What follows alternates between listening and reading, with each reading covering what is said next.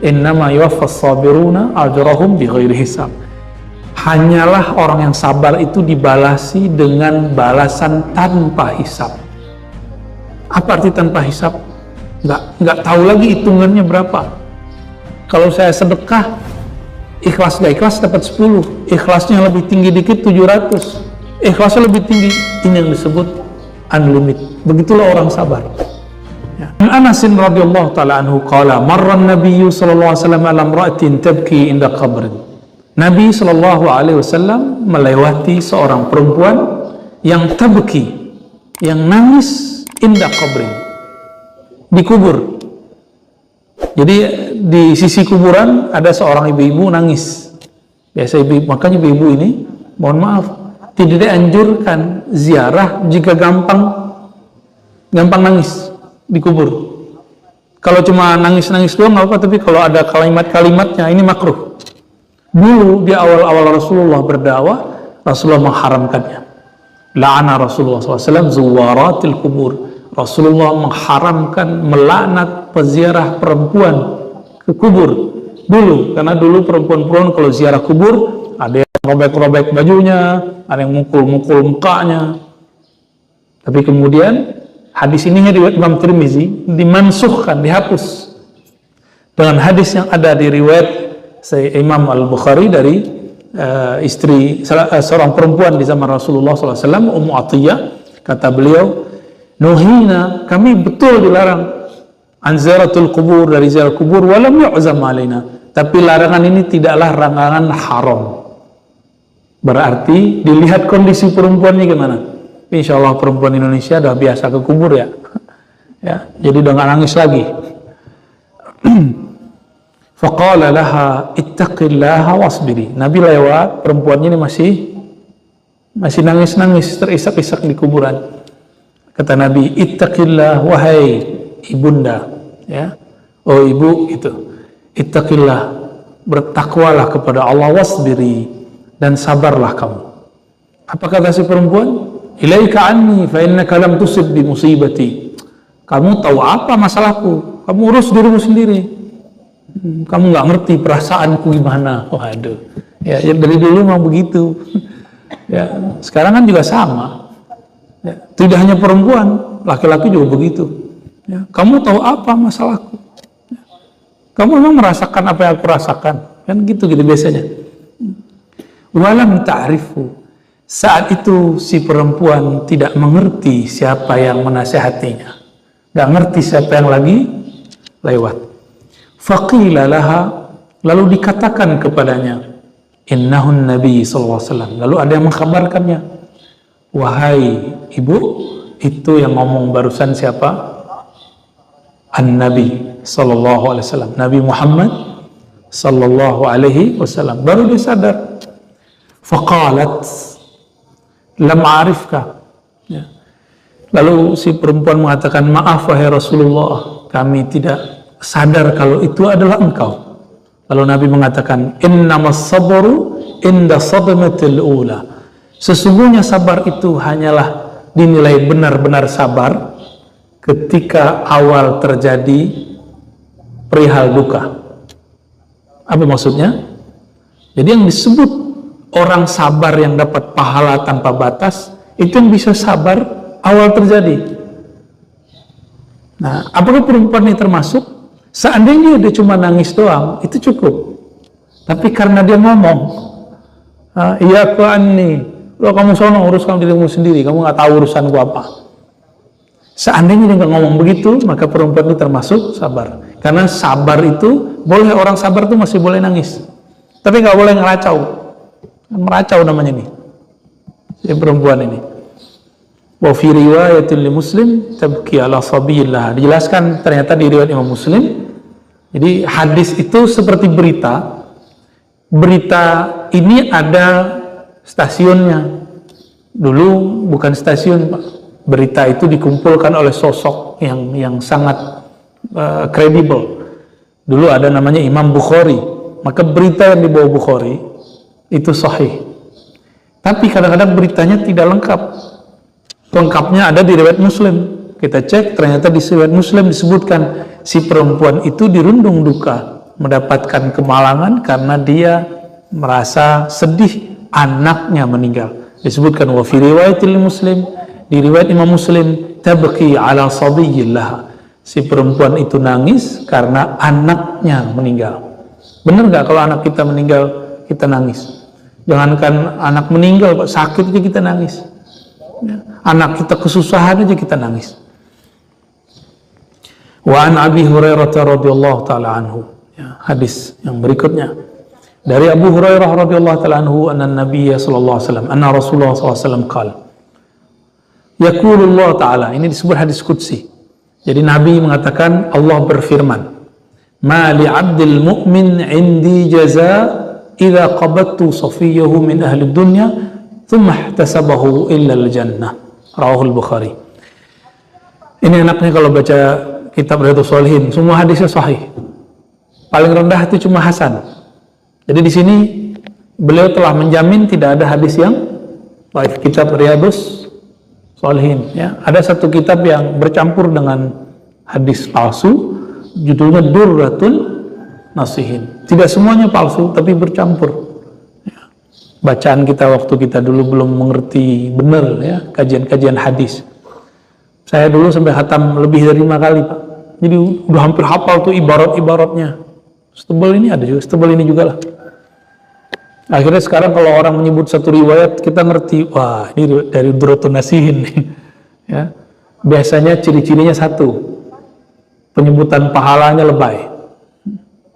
Bahkan ada pahala yang melebihi pahala Lailatul Qadar. Itu saya penciriannya itu aja. Suatu amal sunat, pahalanya lebih tinggi daripada Lailatul Qadar. Itu biasanya hadisnya bermasalah. Ya. Di sini dikatakan, ma li 'abdil mu'min 'indi jaza. Tidak adalah balasan bagi hambaku yang mukmin, berarti syarat dapat balasan yang boleh kita sebut pahala.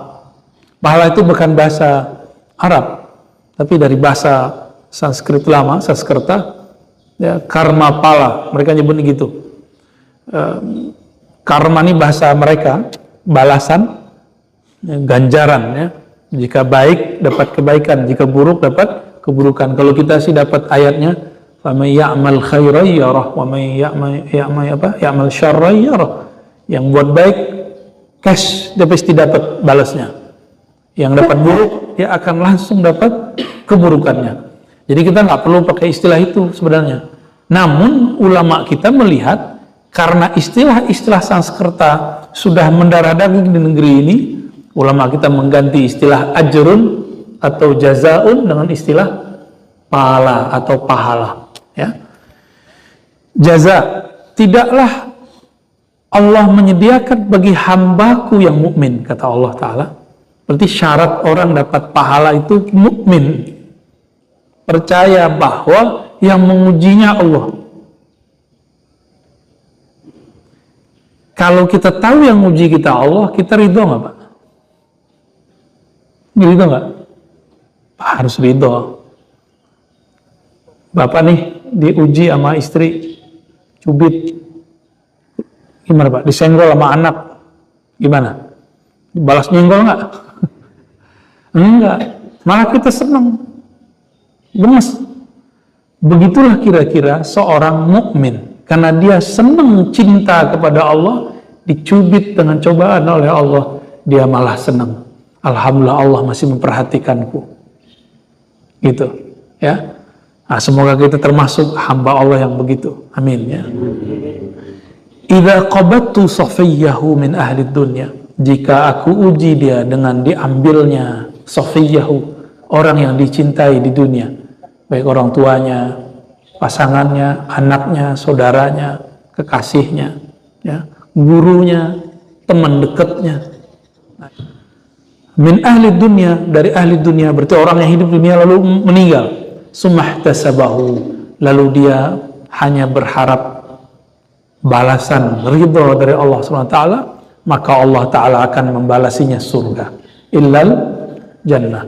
Inilah yang dikatakan di dalam ayat yang di awal kita baca dulu, surat Az-Zumar ayat 10. Innama yuwaffas sabiruna ajrahum bighairi hisab.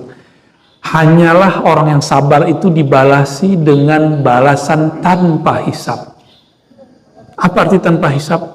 Nggak tahu lagi hitungannya berapa. Kalau saya sedekah, ikhlas gak ikhlas dapat 10. Ikhlasnya lebih tinggi dikit 700. Ikhlasnya lebih tinggi. Ini yang disebut unlimited. Begitulah orang sabar. Ya. Ujian ini Bapak Ibu, ada ujian fisik, materi, tadi ujian keluarga yang wafat. Ada ujian non fisik. Ujian Nabi Muhammad itu tidak hanya diuji fisiknya, tapi juga diuji non fisiknya. Bayangkan lagi asik berdakwah, tidak ada yang menjaga beliau, Abu Thalib meninggal, yang backup. Khadijah ya, meninggal. Terpukulnya berkali-kali, maka Allah SWT memperjalankan rohaninya sallallahu alaihi wasallam lalu mi'raj, sehingga beliau kemudian betul-betul utuh hanya meminta perlindungan kepada Allah Subhanahu wa ta'ala. Ya. Nabi Muhammad hijrah ke Taif, lalu diusir oleh orang Taif. Itu yang berat di mana, Pak? Perasaannya. Maka ujian perasaan itu lebih berat. Lebih berat. Inilah yang terjadi pada Rasulullah SAW. Rasulullah dituduh oleh pamannya sendiri sebagai kahin, dukun, sahir, penyihir, majnun, gila. Kalau bagusan dikit disebut, kalau di kambuh tuh syair, dia lagi bersyair. Disebut Nabi itu kalau baca ayat lagi kambuh gilanya, lalu bersyair. Lengkap sudah, ya. Maka disebutkan di dalam hadis-hadis ini, asyadun nas balaan, orang yang paling kuat dapat bala itu para nabi, lalu orang yang mengikuti rohani para nabi. Jadi Bapak ini, kalau nanti betul-betul ngikutin pola-pola kenabian, nanti dituduh gila sama orang, Pak. Ya, gila kali itu, tahajud mulu. Gua gila kali itu, kemana-mana buat tasbih gitu. Udah gila kali itu. Begitulah orang-orang mikir kita, ngomong Allah mulu, kayaknya udah gak waras tuh orang. Nanti sampai begitu, Pak. Salah satu guru kita, Kiai Basyaruddin namanya, di Tangerang, itu bilang begitu. Guru saya dulu ngomong, kamu belum disebut kekasih Allah sampai dulu 16 kampung katanya. Bilang kamu gila, itu bahasa dulu. Kalau sekarang di Facebook, Bapak disebut gila tuh ya, sesat lu gitu, fi dhalalin mubin. Ini akan dialami oleh orang-orang yang mengikuti pola-pola rohani Rasulullah Sallallahu Alaihi Wasallam. Apa yang kemudian dilakukan beliau? Qulillah summa dzarhum fi khawdihim yal'abun. Katakan Allah saja, ya, tinggalkan mereka sibuk dengan apa yang mereka mainkan, ya, fi khawdihim yal'abun. Udah dibiarin aja. Kita nggak usah balas-balas amat. Ya. Udah disebut aneh belum, Pak? Ya. Jenggot, teroris, itu. Ya. Nanti lengkap tuh. Dulu kan sampai ada pimpinan Kapolri ngomong begitu, ya, kalau berjenggot teroris. Enggak. Sekarang teroris itu sudah jelas polanya dari sistem berpikir. Kita juga ngurusin orang-orang begitu, Pak. Ya. Ngurusin orang-orang yang terpapar. Orang-orang yang terpapar, ya. Semoga ya aparat kita juga aman. Ini kita mau benerin orang lah, aparatnya yang terkena, jangan sampai, ya. Jangan sampai, ya. Nah, ujian yang paling berat menurut saya itu ujian kerohanian itu. Ujian kerohanian. Bapak bisa bayangkan bulan Ramadan tanggal 17, jumlah cuma 313 orang, musuh mau lewat, bawa senjata. Katanya mereka kafilah pulang, tapi enggak, mereka bawa senjata. Ternyata mereka adalah orang-orang yang dulu ngusir sahabat. Itu ribuan, kalau diriwayatkan cuma 1000, ribuan banyak. Kita dulu umat Islam, sahabat Nabi cuma 313, suruh ngelawan. Masuk akal nggak tuh, Pak? 300-an orang lawan 1000, masuk akal nggak? Lagi puasa nggak makan, mereka makan semua. Ternyata kisah-kisah terdahulu zaman-zaman Talut itu bisa menang bukan karena tentaranya kenyang, justru karena tentaranya minum dikit. Nanti kalau kita ketemu sungai, mereka ngomong aus. Coba kalau ketemu air, disalah-salahin panglimanya bernama Talut. Apa kata mereka? Seandainya kita bertemu air, kita akan minum sepuas-puasnya. Pas nyampe sungai, ketemu air, mata air, apa kata Talut? Dapat wahyu. Nggak boleh kecuali minum pakai telapak tangan. Dikit-dikit, nggak boleh banyak, artinya nggak boleh tamak. Maka inilah cara Allah, cara para nabi, para wali mendidik murid-murid mereka. Hidup sederhana. Bukan berarti nggak bisa, airnya ada kok. Kan tinggal diambil. Benerlah, orang yang minum banyak, mereka kelelahan, kecapean, lalu bilang, udahlah Talut, gak usah diikutin. Sisa cuma 313 orang. Jadi kisahnya sama dengan, cuma kejadiannya yang berbeda. Karena ulama pewaris para nabi, ternyata 313 itu semuanya rohaninya seperti nabi di zaman Talut. Dan orang-orang yang berjuang di zaman Rasulullah itu, mereka adalah pewaris para nabi-nabi itu, rohaninya. Al-ulama warasatul anbiya. Para ulama itu pewaris para nabi. Jadi kalau umur kita panjang nanti Pak, kalau Allah panjangkan, nanti di akhir zaman itu kita akan menyaksikan tentara yang sedikit melawan tentara yang banyak. Ya, walau alam itu nyampe nggak umur kita tuh ya. Hadis yang ketiga, an Sayyidatina Aisyah radhiyallahu taala anha. Dari Sayyidah Aisyah radhiyallahu taala anha. Sayyidah Aisyah istri Rasulullah dan satu-satunya yang gadis. Jadi Rasulullah itu kalau emang mau kolektor perempuan, seharusnya nggak kolektor gadis, Pak. Nggak kolektor janda, malah kolektor gadis. Dan Nabi tidak menikahi seorang perempuan karena sebatas mau menikah, tapi memang ada perintah dari Allah SWT. Apa rahasianya? Ulama menyebutkan macam-macam rahasia, tapi yang pasti itu perintah. Disebutkan dalam riwayat Nabi, dalam riwayat Nasai, hubbiba ilayya minad dunya an-nisa. Allah membuat aku cenderung sedikit kepada dunia hanya 3 hal, salah satunya menikah. Saya sudah sering sebutkan bahwa Nabi yang paling banyak istrinya siapa, Pak? Nabi yang paling banyak istrinya? Bukan. Nabi Sulaiman. Berapa Pak istrinya? 400. 600 itu ininya, budaknya. Bayangin Pak.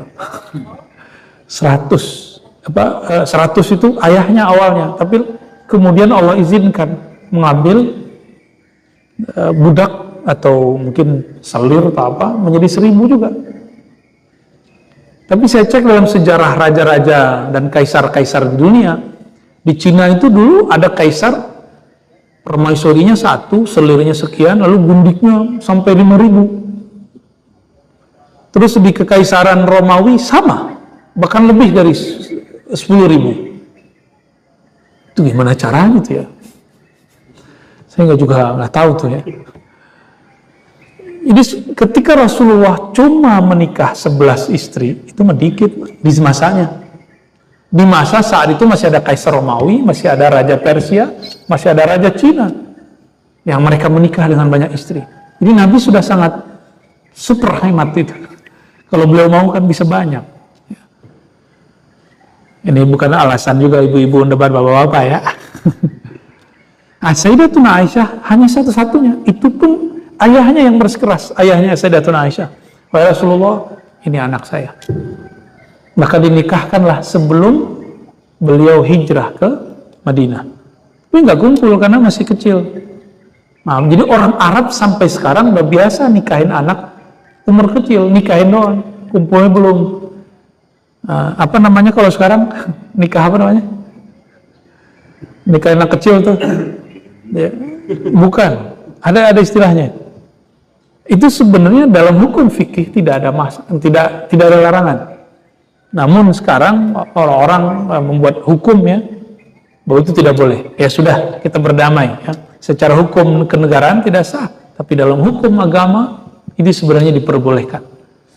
Lalu berkumpul umur 9 tahun. Saya mikir umur 9 tahun kumpul, apakah Sayyidatuna Aisyah sudah dewasa? Kita dapat beritalah dari teman-teman kedokteran, ada laporan bahwa ada seorang perempuan di Afrika dulu, umur 9 tahun sudah haid. Oh, berarti sangat mungkin. Sangat mungkin, ya. Wallahu a'lam bishawab. Sayyidatuna Aisyah Ummul Mukminin ini sangat dibenci di kalangan Rafidhah. Rafidhah itu kelompok Syiah yang benci istri dan sahabat Nabi kecuali Khadijah. Sayyidatuna Aisyah ketika Rasulullah wafat dalam pangkuannya. Maka ada seorang sultan di daerah Khurasan dulu mendengar ada orang menghujat Sayyidatuna Aisyah, kata mereka Aisyah fahisyah. Aisyah itu fahisyah, pelaku keji. Langsung diadili itu orang, dipukul oleh beliau. Ya, dulu hukumnya boleh begitu. Bagaimana mungkin engkau mengatakan Rasulullah itu punya istri fahisyah? Berarti engkau juga mengatakan suaminya fahish. Dipukul, Pak. Padahal ini raja ternyata seorang Syiah. Jadi ini Syiahnya yang ternyata saya ketemu sekarang ada Syiah. Ya, orang-orang Yaman itu namanya Syiah Zaidiyah. Mereka tidak sampai kepada menghujat para istri dan sahabat Rasulullah SAW. Ya. An Aisyah annaha sa'alat Rasulullah SAW mengenai ta'un. Ya, Rasulullah ditanya oleh Sayyidatuna Aisyah mengenai ta'un. Ta'un itu secara bahasa Arab dari ta'ana, sesuatu yang menusuk. Tapi ta'un itu berarti wabah penyakit. Bisa sekarang disebut virus. Ya. فأخبرها أنه كان عذابا يبعث الله على من يشاء. Nah, ini dipotong sama orang sampai di sini. Wabah, pandemi, endemi, virus itu adalah azab yang Allah utus kepada siapapun yang Dia mau. Disebut tentara Allah, kira-kira begitu. Tapi jangan berhenti di situ. Hadisnya belum selesai. Ya, belum selesai. Kata Nabi, faja'alahu Allahu rahmatan lil mu'minin. Tapi taun, ya, wabah, virus itu rahmat bagi orang beriman. Rahmat bagi orang beriman. Apa arti rahmat? Tanda sayang. Maka saya menganggap pandemi kemarin itu ini rahmat bagi orang beriman. Jadi seharusnya kemarin itu kita dapat rahmat. Dan saya merasakan rahmatnya. Dulu saya nggak tahu susunan hadis akhir zaman. Jadi selama pandemi kita belajar lagi. Kita lihat, oh begini modelnya. Belajar tentang banyak hal saya selama pandemi. Jadi 2 tahun itu bagi saya adalah nahdoh ruhiyah. Kebangkitan rohani. Ya. Kita jadi nggak banyak ceramah, jadi banyak menyeramahin diri gitu. Kalau ceramah kan Bapak yang enak, Pak. Saya belum tentu enak. Ya. Dan itu nikmat luar biasa, ya. Ada nikmatnya. Walaupun kita kemudian dipenuhi was-was, orang batuk itu udah mulai suzon enggak? Ya, dulu kayaknya lebih gawat batuk daripada kentut.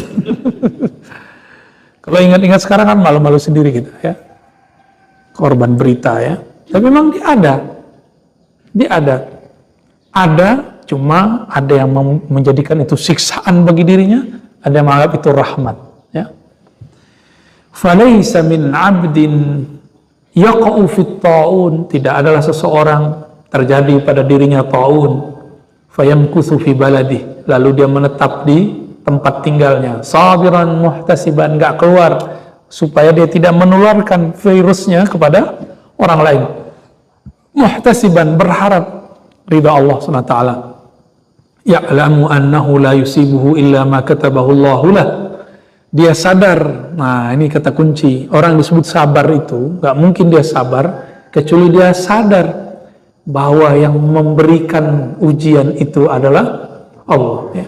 Illa kana lahu mithlu ajri syahid, kecuali dia akan dapat pahala seperti seorang syahid. Maka syahid ini dibagi 2. Syahid ini orang yang gugur sebagai pejuang. Ada syahid kubro, syahid secara makna lafzi, yaitu meninggal di medan juang. Dan yang kedua, syahid sughra. Seperti dulu tahun berapa tuh yang terjadi tsunami? 2004 ya? Ya, bukan ya? 2004 bener ya?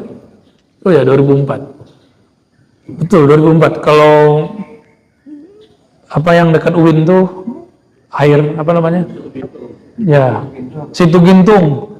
Itu 2007 atau 2008. Ada ntar ada lagi apa? Nggak ada namanya dunia ini. Dunia ini biasa aja terjadi begitu. Setiap beberapa menit itu terjadi gempa di laut dan di bumi. Tapi nggak terasa kan Pak? Nggak terasa. Nanti ada masanya akan terasa semua. Wali-wali Allah, kekasih-kekasih Allah dengan nafasnya yang tenang, dia bisa merasakan getaran-getaran itu. Makanya ada wali yang berdoa untuk mengurus doa-doa untuk bumi. Ada dai yang doain urusan hujan. Ada ulama-ulama yang mendoakan masalah pemerintahan. Ya, semuanya ada. Ada ulama-ulama yang bertugas untuk ilmu, untuk dakwah dan lain sebagainya. Sayyidina Umar, beliau ini diajak Rasulullah bersama Abu Bakar dan Utsman naik gunung Uhud. Uhud tahu kalau yang naik Nabi dan Wali. Grogi Pak. Jadi gunung bisa grogi. Bergetar nih. Ketika bergetar, Nabi ngomong kepada gunung. Gimana orang kafir Quraisy nggak bilang gila kan? Nabi ngomong ke gunung. Ya, kalau kita kan paham Nabi ngomong bukan nama fisik gunungnya, tapi kepada spirit yang Allah taruh pada gunung sehingga dia bergerak. Berarti ada ruh, namanya ruh jamad, ruh yang tidak bergerak. Jamad itu artinya yang tidak bergerak. Di situ Nabi ngomong, wahai Uhud, tenanglah engkau, sesungguhnya di atasmu ada seorang nabi, ya, dan 2 orang syahid, dan 2 orang seorang siddiq dan 2 orang syahid. Jadi Nabi mengabarkan tentang kematian 2 orang sahabatnya, bahwa 2 orang sahabatnya akan mati syahid, Sayyidina Umar, Sayyidina Utsman. Ini Nabi udah ngabarin. Jadi keluarnya di momen-momen begitu. Jadi Nabi buka-buka takdir dengan izin Allah, bukan lagi ceramah Pak. Tapi ketika ada orang membersamai hikmat dengan beliau. Inilah beruntung orang-orang hikmah kepada para ulama, para wali, terutama para sahabat kepada Nabi Sallallahu Alaihi Wasallam. Nabi buka rahasia-rahasia. Maka Sayyidina Umar betul-betul sangat ingin sekali meninggal dalam keadaan syahid. Ternyata beliau syahidnya di atas kasur. Jadi beliau lagi mimpin sholat, ditusuk. Itu terjadi juga pada Sayyidina Utsman. Lagi baca Quran, ditusuk. Baca Quran, dikafirkan orang. Itu di zaman sahabat masih hidup. Orang baca Quran dikafirkan. Zaman itu sudah mulai muncul lagi. Orang sholat masih dibom. Ya, di Mesir, lagi Jumatan, ada salah satu masjid para sufi. Orang-orang sufi ini suka zikir, ya, zikir berjamaah. Lagi Jumatan, ada anak kecil, ada orang yang bukan orang sufi juga. Lagi Jumatan dibom. Karena dianggap sufi itu syirik oleh kelompok-kelompok yang, ya mungkin pewaris-pewaris ini kali, yang bunuh Sayyidina Umar, Sayyidina Utsman. Ya, na'udzubillah min dzalik. Jadi kalau hari ini banyak orang-orang yang mengkafir-kafirkan ulama. Umar itu pemimpin nggak di zaman itu? Pemimpin. Ali waktu itu pemimpin nggak? Ini hati-hati Pak. Saya walaupun nggak mau cawe-cawe masalah politik, tapi saya kepikiran berat. Berarti urusan kafir mengkafirkan dari dulu sensitif, itu masalah politik. Kemarin kita sudah menyaksikan, alhamdulillah bisa selamat, masih bisa selamat negeri ini. Ke depan saya nggak tahu. Ya, bukan aku nakutin. Nanti orang-orang akan mengkafirkan ulamanya, pemimpinnya, karena beda aliran politik. Semoga negeri ini masih sanggup untuk melewatinya. Ya, amin ya rabbal alamin. Karena ini berat nih nanti. Ya. Saya insya Allah akan istiqomah, tidak tidak terjun ke dunia politik. Ya. Nggak mau juga Pak. Tapi saya mendoakan orang-orang yang sedang berpolitik. Karena Islam tidak boleh dipisahkan juga ajarannya dengan ajaran politik. Ada politik dalam ajaran kita. Namun yang masuk ke wilayah sana cukup yang ahli aja. Kayaknya Ustadz Fadun ya. Orang politik ini ya. Saya nggak ngerti ya. Selamat Ustadz Fadun. 2 hadis lagi lah ya. An Anasin radhiyallahu ta'ala anhu, dari Sayyidina Anas radhiyallahu ta'ala anhu, qala sami'tu Rasulullah sallallahu alaihi wasallam yaqul.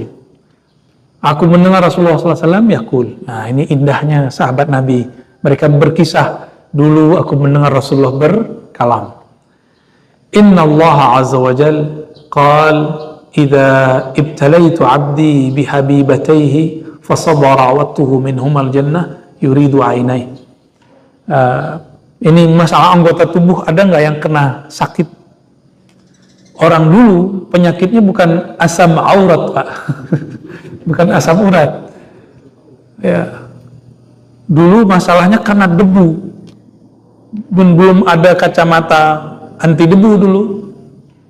Yang banyak di umur tua mereka masalahnya di mata. Dan belum ada kacamata kayak Pak Ampal nih, belum ada. Ya, kayak antum nih belum ada dulu ya. Maka Sayyidina Ibnu Abbas tuanya buta. Guru dari guru-guru kita namanya Syekh Yasin Al-Fadani, itu orang kita, lahir di Mekah, meninggal di Mekah. Syekh Yasin Al-Fadani Al-Makki, beliau gurunya para ulama. Jadi saya ketemu ulama-ulama dari Arab, bahkan dari Barat, itu mereka berbangga menyebut guru kami Syekh Yasin Al-Fadani ya. Itu tuanya juga matanya ada yang buta ya, itu pengaruh udara yang sangat panas dan debu pastinya. Syekh bin Bas ya, imamnya teman-teman Salafi, itu juga matanya kena, dan banyak sekali. Apa artinya? Nabi berbicara ujian yang ada di zaman itu. Kalau sekarang kayaknya asam aurat gula ya, bapak ini kemanisan soalnya sama ibu ya, jadi manis gula jadinya. Apalagi kita ini kan dekat aja naik motor ya, mohon maaf ya. Seharusnya kita jalan, kita naik motor, maka wajar kemudian minyak-minyak di darah kita numpuk, lemak-lemak itu. Nah, lalu kita paksakan olahraga di masa tua, minyaknya nyebar kemana-mana Pak. Ya, maka sekarang jangan olahraga keras, yang umur-umuran ya kita nih lah ya. Ya, olahraganya yang cocok dengan sendi-sendi kita lah. Udah mulai goyang. Jadi kayak Pak Fahmi nggak cocok lagi futsal Pak. Jangan ajak futsal, jalan. Cocoknya jalan cepat. Ya, itu saran dari teman-teman saya yang juga concern di masalah ini. Apa kata Nabi? Allah berfirman, hadis qudsi, idza talaitu abdi, jika aku menguji hambaku dengan habibatai, dengan 2 mata yang dia sangat senangi, fasabara, lalu dia sabar, dia memandang ini ujian dari Allah, awattuhu al-jannah, awattuhu minhuma al-jannah, aku gantikan baginya dapat pahala surga. Yuridu ainihnya. Maka dulu ketika ada orang datang kepada Rasulullah mengatakan, Rasulullah, tolong doakan mataku. Kata Nabi, isbir, sabarlah, itu lebih baik bagimu. Maksudnya masuk surga. Tapi dia nggak mau. Wahai Rasulullah, doakan aku sampai 3 kali. Lalu Nabi mengatakan, yaudah, baguskan wudukmu, sholat 2 rakaat lalu doa. Isi doanya kemudian sekarang yang disebut tawassul. Bertawassul itu dari hadis ini riwayat Imam Tirmizi dan hadis sahih. Ya. Pemahamannya yang beda. Ada ulama yang mengatakan tawassul hanya boleh untuk orang yang hidup. Ada yang mengatakan sama, mau hidup mau mati, kan roh itu nggak pernah mati. Dan terakhir hadis Atha bin Abi Rabah, qala li Ibnu Abbas radhiyallahu taala anhu, berkata Sayyidina Abdullah bin Abbas radhiyallahu taala anhuma, ala urika imra'atan min ahli jannah. Ya. Ibnu Abbas ngomong ke muridnya Atha, maukah kamu aku tunjukkan ahli surga? Nah, ini berat nih kalam. Kita kan nggak boleh menyampaikan orang ini pasti ahli surga nih. Lalu kok Ibnu Abbas berani? Ternyata dulu pernah dikatakan oleh Rasulullah, cuma nggak dikabarkan kepada perempuan ini. Fakultu bala, lalu tabi'in namanya Atha mengatakan, tentu wahai guruku. Qala, lalu jalanlah. Hazihil mar'atus sauda, perempuan yang kulitnya hitam legam ini. Atat Nabi sallallahu alaihi wasallam, dia datang kepada Nabi di masa hidupnya. Faqalat inni asra'u wa inni ataqashafu fad'ullaha ta'ala li. Wahai Rasulullah, saya ini punya penyakit. Ya. Asra ini mirip-mirip penyakit kayak orang ayan atau orang-orang suka pingsan. Bukan ayan ya, pingsan barangkali. Sara ya. Sekarang namanya epilepsi ya. Ini kalau pingsan, tapi bukan berbuih, bukan. Dia kalau pingsan, sebelum pingsan itu gerak-gerak dulu, akhirnya kebuka auratnya. Maka dia mengatakan, wa inni atakashaf, sehingga tersingkaplah auratku tanpa sengaja. Fadu'ullah ta'ala li, mohonkanlah kepada Allah agar aku sehat. Wajar ya. Dia bukan karena sakitnya, tapi dia tidak tahan atau dia malu jika auratnya terbuka. Apa kata Nabi? In syi'ti sabarti walakil jannah. Wahai ibunda, jika engkau mau, sabarlah, engkau pasti masuk surga. Ya. Wa in syi'ti da'autullah ta'ala yu'afiyak. Kalau kamu mau, aku doakan kamu sembuh dalam waktu dekat. Apa jawaban si perempuan? Qalat asbir, mending aku masuk surga wahai Rasulullah, daripada sehat belum tentu masuk surga. Kayaknya kita nggak mau kayak gini Pak ya. Mau sembuh aja tuh. Kalau begini kasihan juga dokter Pak. Ya, dokter ntar sepi klinik-klinik ya. Dokter itu pilihan nomor 2 tadi ya. Kamu pilih surga atau pilih sembuh. Belum tentu orang sembuh ini masuk neraka juga, belum tentu. Ini kan belum diterusin aja Pak ya. Kalau diterusin, jika engkau mau, aku doakan sembuh, lalu engkau bersyukur gitu. Tapi biasanya orang kalau sudah dikasih itu, sebelum dikasih saya pengen, ya Allah pengen jadi orang bersyukur. Pas sudah dikasih, lupa. Biasanya begitu Pak ya. Termasuk saya ya. Faqalat inni atakasyafu fad'ullah li alla atakashaf. Maka dia cuma doa, minta, wahai Rasulullah, jika ini takdirku, cukup doakan yang kedua. Jika aku sedang pingsan atau sedang kambuh, doakan supaya tidak terbuka auratku. Kan ada perempuan yang panik, kayak orang kesurupan, itu juga masuk tuh, kayak ini kebuka. Itu nggak bisa diruqyah Pak. Ya, itu masalah di badannya. Ya. Ada juga teman saya, cowok, ngamuk-ngamuk, kalau udah ngamuk, itu barang apa aja dilempar. Pecahlah ya perabotan di rumah. Ternyata obatnya satu, belum juat, belum dikawinkan, dinikahkan, hilang tuh, nggak ada ngamuk-ngamuknya. Cuma dia nggak seperti perempuan ini ya, ngamuknya tersalurkan kepada istrinya ya. Alhamdulillah. Nah, si perempuan ini lain, ini penyakit memang, ini penyakit, dan dia hanya minta, ya Allah, wahai Rasulullah, doakan saja auratku tidak terbuka. Benar, setiap kali dia kambuh, gak ada pakaiannya yang kemudian tersingkap, kecuali yang boleh tersingkap. Ya. Fada'alaha muttafaqun alaih. Hadis ini disepakati riwayatnya oleh Imam Al-Bukhari dan Muslim. Kira-kira sampai di sini ya. Ada yang mau didiskusikan, ditanyakan, atau cukup? Ada yang mau ditanya Pak? Ya, silakan. Salam. Warahmatullah. Nabi Sulaiman itu ada satu orang. Kayaknya masalah Ju'ad nih. Yang bisa membedakan apa namanya? Enggak apa-apa, Pak. Ya. Oke. Oh, apa namanya? Oke, baik. Ini pertanyaan bagus ya. Di zaman Nabi Sulaiman ada sosok yang menarik, misterius. Ya, ketika Nabi Sulaiman buat sayembara, siapakah di antara tentara-tentara Sulaiman? Nabi Sulaiman itu tentaranya ada jin, ada manusia. Ngeri Pak. Tentaranya nggak hanya manusia, juga ada jin. Dan jinnya disuruh kerja.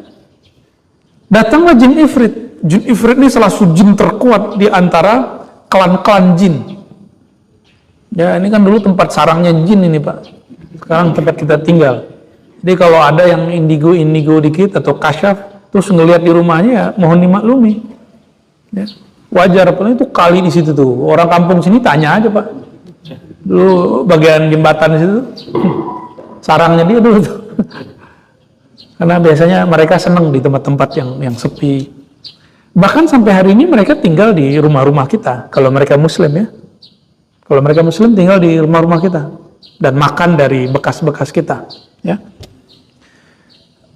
Buatlah sang bayar beliau. Datanglah kemudian jin. Apa kata jin ifrit? Dari kamu berdiri ke duduk itu berarti sehari semalam, sehari. Jadi Sayyidina Sulaiman ini kalau mengawasi orang kerja itu beliau duduk atau berdiri gitu ya, pakai tongkatnya. Maka tongkat Nabi Sulaiman ini jadi legenda. Karena kalau tongkatnya masih dia pegang, jin lihat, oh masih hidup nih Sulaiman nih. kerja terus. Walhasil Nabi Sulaiman mempertimbangkan. Tapi kelamaan juga tuh. Nabi Sulaiman pengen yang lebih sakti dari itu. Apakah Nabi Sulaiman tidak sanggup? Beliau sanggup dengan izin Allah. Tapi enggak pantas seorang raja, seorang nabi plus raja ngurusin pemindahan. Itu kontraktor, Pak. Ini juga bisa jawaban kepada semua kita ketika membaca situs-situs bersejarah. Kok ada benda, belum ada alat, tapi bisa pindah ke satu tempat yang tinggi. Seperti di Borobudur, juga ada di Libanon itu, kayak ini namanya apa, Pak? Ya, kita nyebut batu apa sih namanya nih? Marmer. Sejenis ini ada suatu bangunan tua ribuan tahun umurnya di Libanon. Itu ada di tengah, di dalam kuil. Gimana cara bawanya? Cara bawanya itu membingungkan. Belum ada alatnya, tapi bisa dibawa. Maka mulai banyaklah muncul teori-teori aneh-aneh ya. Saya tidak mau berspekulasi, kita yang baca yang ada di Quran aja ya. Sayyidina Sulaiman ketika tidak puas, tiba-tiba ada satu sosok datang. Orang ini bernama Asif bin Barkhiyah. Ya, Asif bin Barkhiyah. Syekh Abdul Qadir Jilani Al-Qutub Rabbani dalam kitab Ghunyah menyebutkan apa amalan orang ini. Sehingga dia bisa memindahkan gunung, bukit, istana. Tapi kalau Bapak yang ngamalin, saya yakin bisa, Pak. Amalan sederhana, ya Hayyu ya Qayyum. Coba Bapak amalin itu, bisa nggak mindahin masjid ini? Nggak yakin saya. Beliau sudah beramal lama sekali ini. Asif bin Barkhiyah. Disebut orang yang diberikan ilmu daripada Alkitab. Kitab suci. Rahasia-rahasia kitab. Orang-orang yang memiliki ilmu ini. Nah, ini perbedaannya. Ini manusia. Apa kata beliau? Wahai baginda Nabi Sulaiman, aku saja. Kenapa? Itu kelamaan tuh katanya. Jin ifrit kelamaan. Kamu bisa berapa saat? Sekedip mata. Tapi itu bahasa Arab menunjukkan sebentar.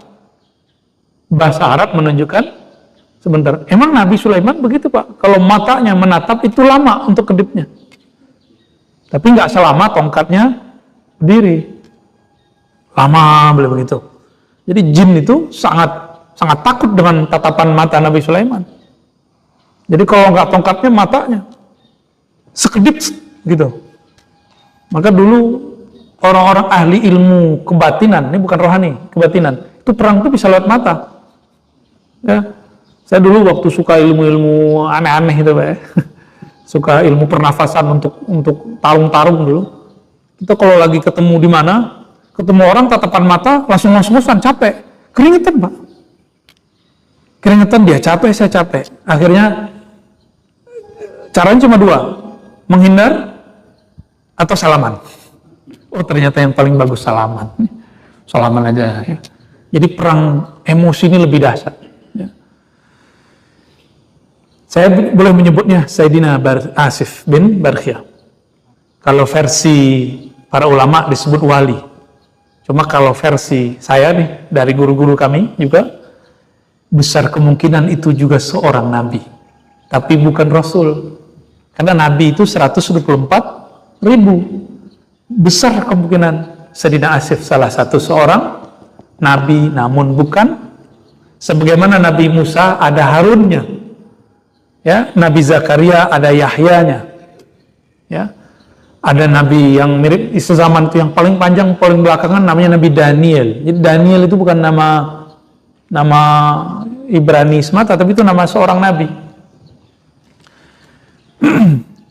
Betul, dibawalah sekejap. Cukup dengan baca zikir ya Hayyu ya Qayyum. Itu pakai Qayyum. Qayyum itu artinya yang mengurusi alam semesta, yang mengatur alam semesta.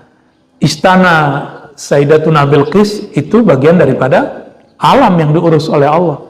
Pindah langsung, ya. Jadi namanya Asif, dan saya meyakini beliau seorang nabi tapi bukan rasul, ya. Adakah pewarisnya? Ada. Setiap nabi ada pewarisnya. Mungkin di kalangan sahabat nabi siapa gitu, kita wallahu a'lam, kita nggak tahu. Setiap masa sekarang ada pewaris-pewarisnya. Jadi setiap ulama itu Bapak 124.000, maka ulama yang wali Allah setiap masa juga nggak kurang dari 124.000. Ada yang mewarisi ilmu Nabi Adam, ilmu Nabi Nuh, ilmu Asif, ya, ilmu Nabi Harun. Nah, itu pasti ada terus sampai sekarang. Cuma mereka Allah sembunyikan lewat ilmu-ilmu atau lewat penampilan-penampilan yang sulit kita ketahui. Bapak Ibu yang bukan Allah, di hadis ini menunjukkan bahwa ada dua hal, ya, tiga hal lebih kurang. Pertama, sabar itu disebut sabar tingkat tinggi yang dapat pahala, ridho dan surga. Orang yang bersabar di saat diuji, bukan setelah diuji. Setelah diuji semua orang bisa cerita. Dan yang kedua, wabah, bencana, pandemi itu bisa dipahami dua. Maka takdir itu tergantung penerjemahan kita. Bisa berarti azab, bala, bencana, bisa berarti rahmat, ya. Dan yang terakhir, Nabi itu ternyata berdoa. Kalau doanya diampuni. Nah, doa bisa mengampuni. Ini disebut dengan ilmu syifa. Ilmu syifa, ilmu pengobatan, ya. Nah, kalau sekarang ada ulama kita yang dengan air bisa menyembuhkan dengan izin Allah, barangkali turunan dari ini, waris dari ini, ya. Dan di sini menunjukkan bahwa para sahabat Nabi lebih memilih surga, yaitu bersabar dengan penyakitnya daripada disembuhkan tapi lupa, ya. Semoga Allah menjadikan kita orang-orang yang sabar, ya. Sabar lahirnya, sabar batinnya, dan semoga Allah menggantikan kesabaran itu dengan surganya. Amin ya rabbal alamin. Allahumma ajirna minan nar, ya Allah. Wahai pemilik surga, wahai pemilik neraka, wahai pemilik langit dan bumi, sholli ala nabiyina Muhammad. Sampaikan salam kami kepada penghulu langit dan bumi, penghuni surga, Nabi Muhammad sallallahu alaihi wasallam. Dan sampaikan juga salawat engkau kepada keluarganya, keturunannya dan sahabat-sahabatnya dan pengikutnya sampai hari kiamat. Allahumma ajirna minan nar, ya Allah, bebaskan kami dari neraka-Mu, dari siksa-Mu. Allahumma inna nas'aluka ridhaka wal jannah, ya Allah, kami memohon ridha-Mu. Dan kami memohon, meskipun kami banyak dosa, meskipun kami tidak sempurna beramal, masukkanlah kami dengan ridha-Mu ke dalam surga-Mu. Allahumma bihaqqi nabiyina Muhammad sallallahu alaihi wasallam faghfirna walil mu'minin. Ya Allah, dengan kemuliaan Nabi-Mu maka ampunilah kami, ampunilah semua orang-orang yang percaya kepada Engkau dan Nabi-Mu. Rahmatilah kami, rahmatilah ulama kami, rahmatilah pemimpin kami.